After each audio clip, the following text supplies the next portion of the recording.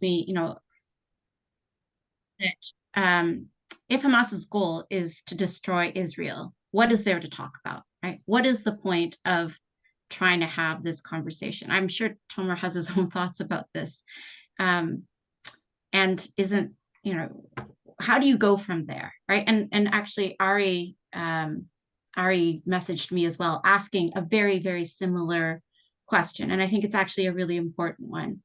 So I wrote back to you very briefly. I think it's basically at the heart of this difficulty. So the first thing I want to say is think back to post 9/11 and how the US felt about the Taliban.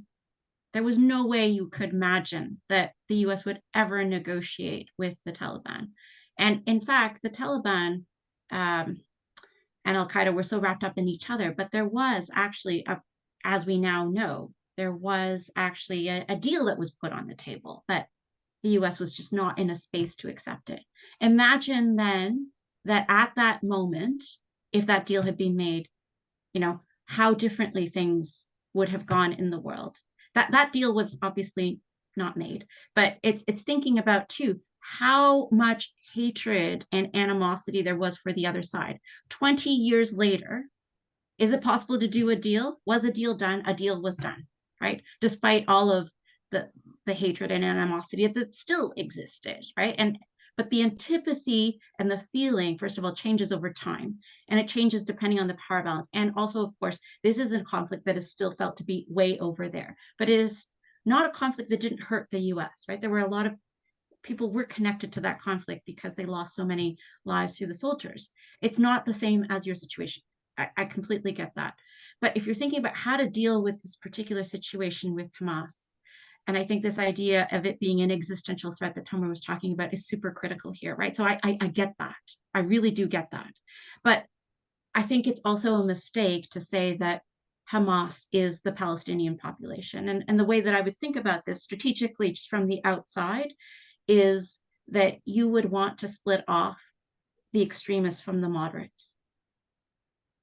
And that is the strategic way to do this. That is the way that in all the cases where it has succeeded, with the IRA, with South Africa, with Colombia, the way is you split with Sierra Leone. I can name so many, right? But whenever you get to a deal, you are trying to split off the extremists from the moderates. And there are always moderates. There are always people who want something else. But the problem is they're not empowered. And the more violence that is done to the other side in this case, right? Basically, the more civilians that are killed, the fewer, like the less space there is for the moderates to speak up. This dynamic that Tomer was talking about in terms of the patriot becoming the traitor, that is true on the other side as well. It's true on both sides, right? So the less space there is for the people to say, within, let's just say, imagine within Hamas, there are people who say, okay, you know what? I can live with Israel existing if we could live in peace, right? There will be people who are willing to do that deal, but the deal has to be viable, and the deal doesn't look viable. So the trick is to make the deal viable and realistic. And how do you do that, right? You need to have the other side that is powerful enough and able to negotiate and actually can control the power, the coercive power that it has. So the thing that happened in South Africa was actually Nelson Mandela did, well, first of all, a number of the leaders out on the outside, they were killed off, right? So they just picked them off one by one. Eventually, who was left? Strangely enough, the people who were kept in check were the ones who were in prison. And so when he was released, he had become both the moral leader of the movement, but also, there was an armed faction, MK, Mkhonto we Sizwe, they were the violent bit, right? But they came under the umbrella and were controlled by the political actors. And right now you don't have that. So you have to be able to, the other side has to be able to consolidate its extremists with its moderates, in a sense, right? The people who are willing to get there. Extremists are controlled only by the prison, their specific prisoners. This is what happened, and this is was the strength of Mandela. He was with them in jail, and it wasn't a short negotiation. He spoke with the SA government for more than 9 years before. And all of these negotiations, it was secret from the public, but not from the prisoners. Every time he spoke with the government, he came back to all of the parties, even the MK, and spoke with them about what is happening. And during these sessions it's a very different democracy from what we think about is, but they have a very different democracy there that is a collective democracy.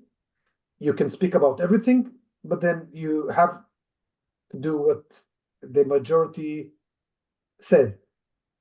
But open discussion that was, and only when Mandela convinced them, everybody went along with him, and you knew that nobody breaks it, because they have this hierarchy from jail outside, and and in Ireland it was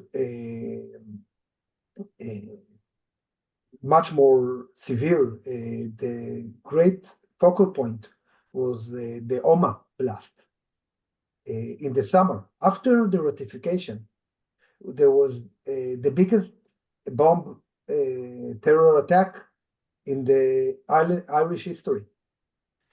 And but because of very specific situation, that the prisoner had a very strong interest in prolonging peace. They threatened every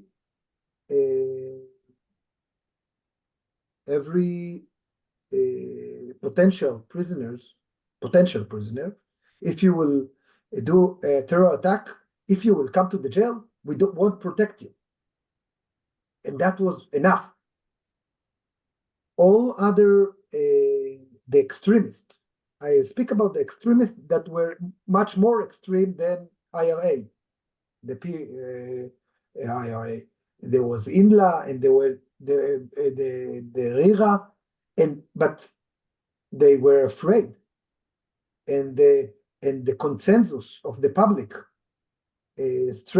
struggled them, and convinced them that if you continue to do these acts, we won't get back our prisoners. If you will continue that, so you have to have a mechanism not to convince most of the population, to stop the spoilers, the extremist of the extremist of the extremist spoilers, and you have to stop everybody. And so I do want to say one thing to each of you, and first to you is that I'm thinking, so one of the things that we have been dealing with in the Day After the War Forum is with the question whether Hamas ideology is indeed to destroy Israel. Because when you say we should split the more moderate from the more extremist, then the question is it even possible? And then we had an event about the Muslim Brothers, which is actually the region of Hamas, and we explored how the Muslim Brothers were addressed by El-Sisi in Egypt, and we've seen that it's actually not the ideology of the Muslim Brothers to destroy Israel. Their ideology is different, and it took this turn in this context that is, to an extent, so was in our discussion, isn't necessary. So I want to stress out that it's not hypothetical that you're saying that we need to distinguish, or we need to find ways to distinguish between the moderate and the extremist. It's actually possible in the sense that it's not one ideology. It doesn't have one form. It is adaptable. It is dynamic. Pragmatism. It's pragmatist, and that's something that Israelis have a hard time to acknowledge. But this is what we receive from the comparative look at Muslim Brothers, and also from looking at Hamas in the West Bank. So their level of extremism. So that's for that. And to you, Tomer, I'm thinking, practically, we're talking now about releasing prisoners if the hostages plan is to go through. And so it seems to me like a missed opportunity, because the release is captured as a success of the terrorist acts and not as an opportunity that is a part of releasing them, like, I don't know, like towards some sort of settlement or resolution. And so the question is, practically, do you think about any of the current prisoners held by Israel that his release could make a change in terms of the political prospects?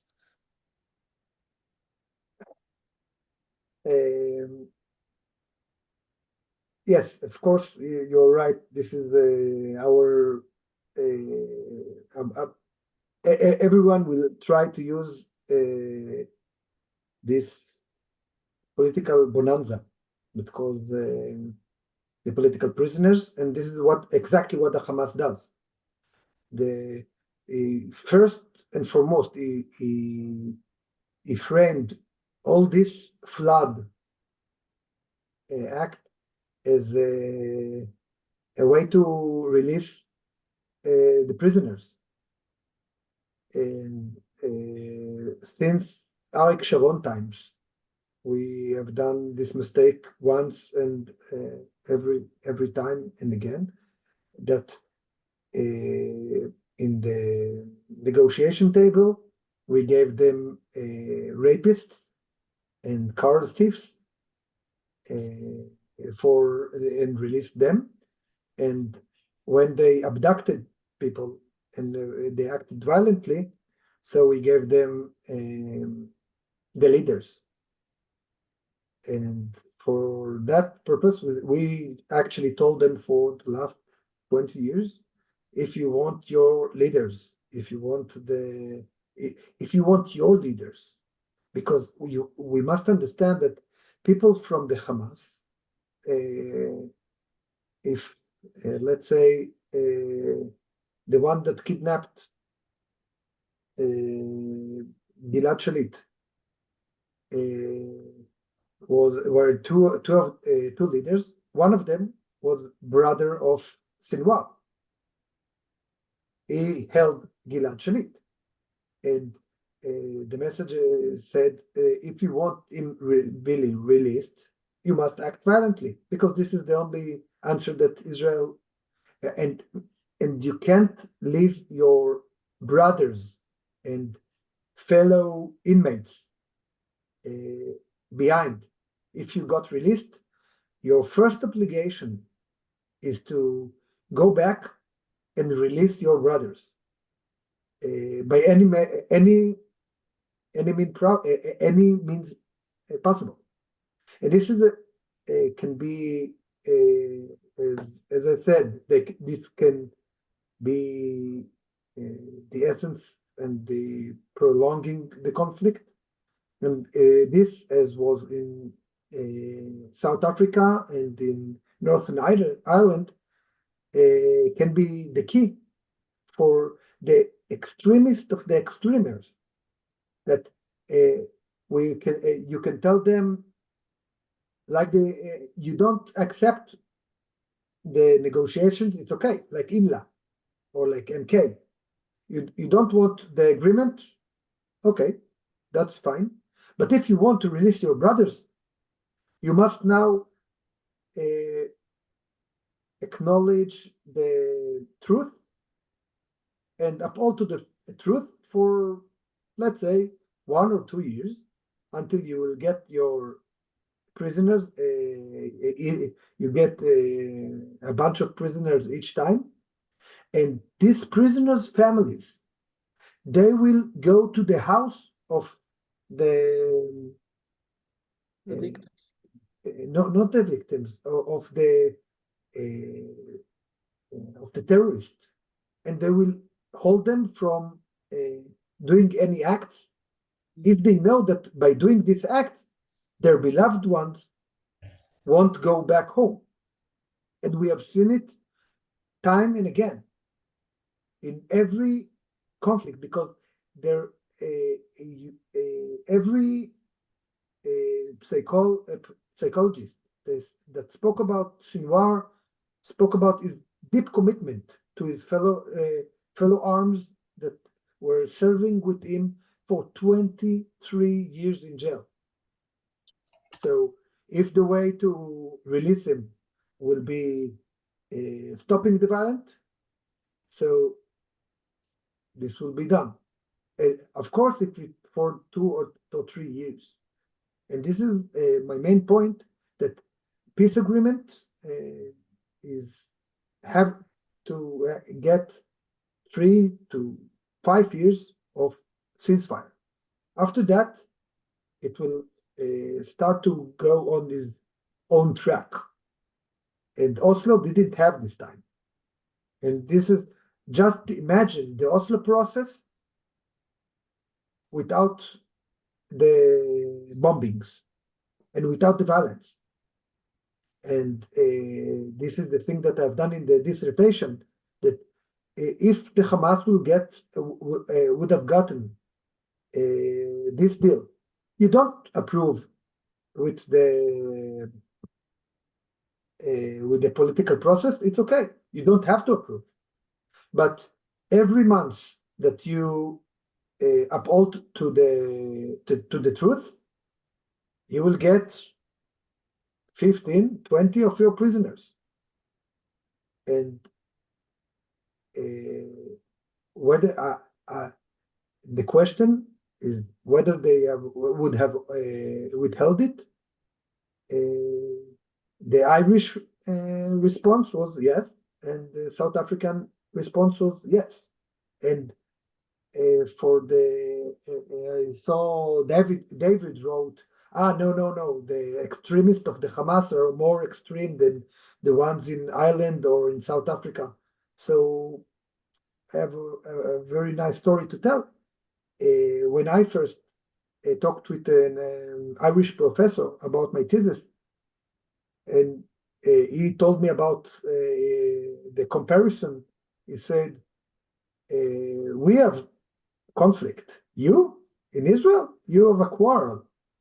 This is not a conflict. We have a conflict of 400 years. 400 years of the conflict. The troubles were only the last phase of this conflict. Even now, every one of you that will go to visit in Ireland and will ask every child in the street about how to get to the next junction, the child will tell them, you must turn here where they hanged our 3 people, and you will think, oh, it happened 2 years ago. No, it happened 300 years ago, and they remember it like yesterday. In Ireland, everyone. So Tomer, sorry, because I do want to ask you one more thing, and that is about Barghouti. And Marwan Barghouti, because we have two Barghoutis now are potential released. Yeah. And so I don't remember the year that he has led the prisoners to a sort of agreement in time in jail. And so that doesn't this act on his side is something for Israelis to catch, in the sense that here's the guy. It was if it was released in 2008 or 2007, I can say with very good estimation that it could have been the leader the uniter of all the Palestinians, and the one that can deliver peace agreement, not only the agreement, not only signing the agreement, but also to implement it. Why isn't it relevant today? Because the situation, because of the exact situation that if he is released through the conflict, is in another place. Because he wasn't released because of a peace agreement, and the release mechanism have to be a leverage. It has to be conditional. Your brothers and sisters will continue to be released only if the ceasefire continues. It is possible. I really believe it's possible. I think it's possible that even not by releasing them, even by if someone was brave enough to go inside their jail, like Mo Mowlam did in the Northern Ireland, or like the SA leaders gone to the jail to speak with Mandela, only to speak with them, because they are the true leaders. Yeah, so the rumor says that following October 7th, he has been treated really badly. And so Christian, do you want to add something before we finally conclude? Yeah? Yeah, I do. I wanted first just to say that on October the 6th, Hamas was not actually very well supported in Gaza, right? So there were a series of opinion polls that were done, and actually, it's very hard to govern. They are not built to govern. And so at that particular moment in time, if you had looked at the population in Gaza and asked them, what do you think of Hamas? They hated Hamas. They thought they were incredibly corrupt, which they are, right? And actually that would have been probably the best time to push for peace in a way. So sometimes, like, the act of ruling makes you, it's really, really hard to rule well. And they were shown to be incredibly weak and ineffective. The problem was that they turned that dynamic around, and now you've got an entirely new, different conflict, right? So this is to say that, this conversation about, everybody on the Palestinian side, the population support Hamas. Yes, maybe now they do, but they didn't before. And what happened was all of the killing that has happened since, right? So thinking about this, things change. And we forget that actually Hamas was incredibly unpopular and did not have the trust of its population. And you can go back and look at the opinion polling that was done. And there was a poll that was done literally in the days right before the October 7th attacks, right? So I think it was a Princeton prof that actually talked a lot about her work. And it just so happens that the timing of it really shows and really contrasts that lack of support from the population. So I would just say, like, the situation might be different now, but it certainly wasn't that way before, and not to characterize, everybody in that population in the same way. The other thing that I want all of you to think about is your role in this, because I was asked a question that you emailed me in advance, Ronit, about, what can a normal person do? Well, part of it has to do with humanizing the other side. This is part of what Tomer was talking about earlier, right? How do you make the other side human? How do you cross that empathy gap? So my PhD student is working on exactly this, right? And a part of the ability to talk to the other side is to see them as human. And this applies to both sides, right? This is Palestinians looking at Israelis, Israelis looking at Palestinians, and treating both sides as actually all sides have suffered, that my suffering is greater than your suffering. This dynamic that Tomer was talking about in terms of victimization. Who is the biggest victim here? Everybody thinks that they're a victim. Both sides are genuinely victims. This is not in dispute, but that's not going to help you move to the next step of, hey, how can we have an amicable divorce, right? That's basically what you want. You want an amicable divorce. Some people think, at least, a number of people I think who are here in this conversation want an amicable divorce. Some people think, actually, what? I don't think I want a divorce at all. I want something else entirely. I just want to wipe out the other side, right? That there's divorce is not the thing that I want. I don't want the politicide that Tomer was talking about is actually what I really want. I think the people who are having this conversation and in this forum, the fact that you're brave enough actually to even show up for this, to be, people are messaging me privately. And I think part of the reason why people are messaging me privately about some things is because they don't even want to out themselves as being part of this conversation. And I think part of that is this idea that even talking about peace makes you a traitor. And I get that. I really do. But if you're thinking about what you can do as an individual in this particular case to get to something more sustainable, the answer is actually to be brave enough to say that you think peace is possible and to actually have those conversations and to lead them, even if it's privately within your communities, within the spaces that you inhabit, because the people around you respect you. And if they respect you enough, irrespective of this issue, then you are the people to lead this conversation, right? It's the hard thing to do because you will be seen as a traitor by other people in your society.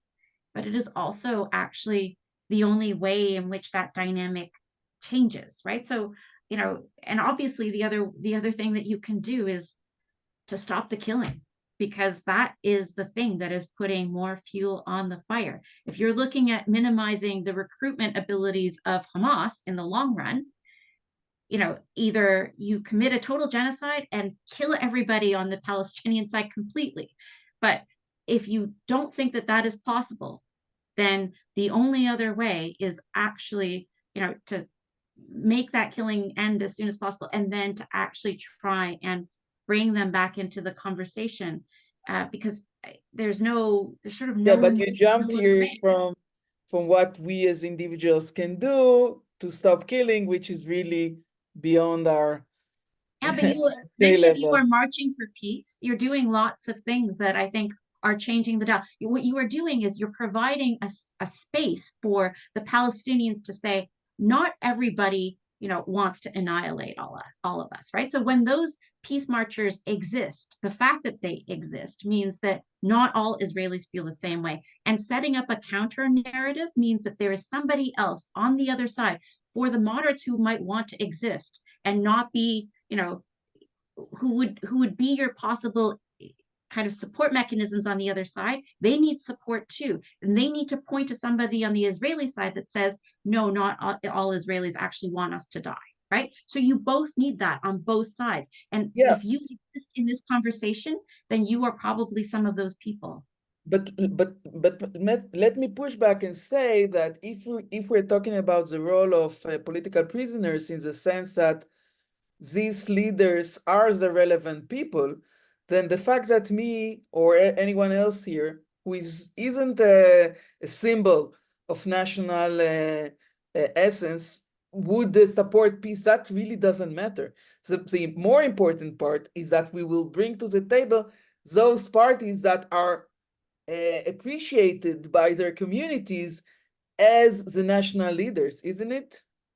I think they're both. It's not one or the other, right? You can't have, like, if there is no constituency for peace within Israel, then you will not have anybody, pushing for that at the table, right? Then everybody is silenced on this side. And so it becomes, there's no point, right? Where has the Jewish left gone, right? Why have they faded away? Because there is no constituency for it. Nobody's fighting for it. And so, there are many, many reasons for this, but part of what I think all of you can provide is the civil society voice that is right now not visible. I mean, it's visible to people who are looking for it, but it's certainly not the dominant narrative.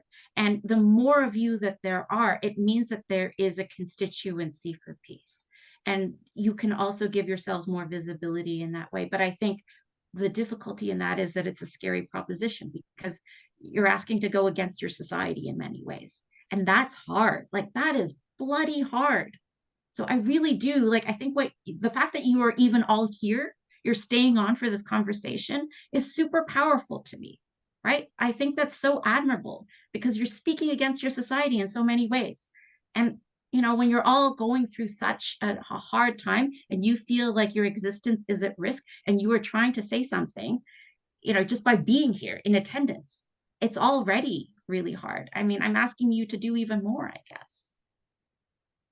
Okay, so with that note, thank you very much, both of you and all of us in this room tonight.